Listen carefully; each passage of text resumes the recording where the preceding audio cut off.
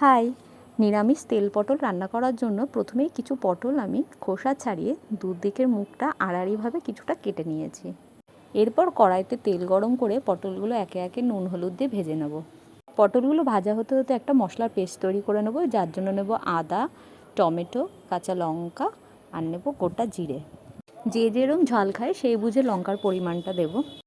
পটলগুলো 70-80% ভাজা হয়ে গেলে তেলের মধ্যে তেজপাতা ফোড়ন দিয়ে নেব।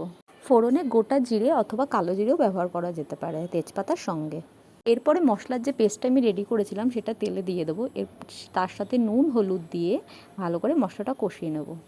নুন হলুদ ধনে গুঁড়ো জিরে গুঁড়ো দিয়ে মশলাটা ভালো কষানো হয়ে গেলে পটলগুলো অ্যাড করে মশলার সাথে ভালো করে কষিয়ে নেব। বেশ কিছুক্ষণ পটলটা মশলার সাথে কষিয়ে নিয়ে জল অ্যাড করে দেবো। জল অ্যাড করার পরে কিছুক্ষণ ঢাকা দিয়ে রান্নাটা করে নেব। ঢাকা দিয়ে বেশ কিছুক্ষণ রান্না করার পরে ঢাকনা তুলে সামান্য একটুখানি চিনি অ্যাড করব, যেহেতু টমেটোর পেস্ট অ্যাড করেছি। আর একটু রান্নায় সামান্য চিনি দিলে রান্নার স্বাদটা ভালো হয়। চিনির ব্যাপারটা আমি খুব সামান্য পরিমাণেই করেছি। নামানোর আগে ঝোল ফুটে আসলে গরম মশলা দিয়ে নামিয়ে ফেলবো। তেল পটল রান্নাটা আমিষ নিরামিষ দুইভাবেই হয়, আমি আজকে নিরামিষভাবেই রান্না করেছিলাম।